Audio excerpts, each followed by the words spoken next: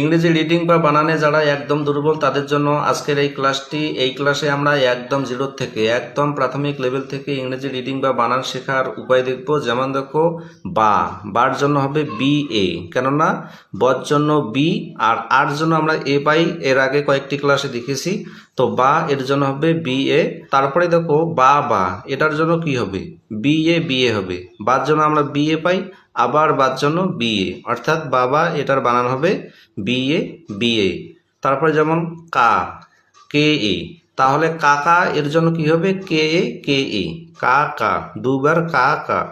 একই রকম করে মা এম এ, মামা এম এ, দা এ, দাদা ডি এ দাদা। এখানে আমরা দেখলাম আকার দিয়ে, এবার আমরা ইকার দিয়ে দেখব। যেমন দেখো বি আই, বর জন্য বি আর এর জন্য আই পাই। আমরা গত কয়েকটি ক্লাসে দেখেছি, আগের ক্লাসগুলো না দেখে থাকলে অবশ্যই দেখে নেবে, তাহলে আজকের ক্লাসটি বুঝতে সুবিধা হবে।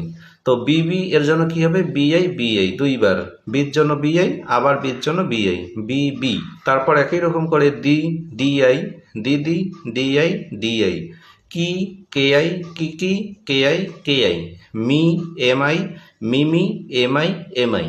এবার এই আকার এবং ইকারের ধারণা কাজে লাগিয়ে এই দুটি শব্দের বানান কি হবে তোমরা কমেন্টে লিখে জানাবে, মামি এবং দাদি।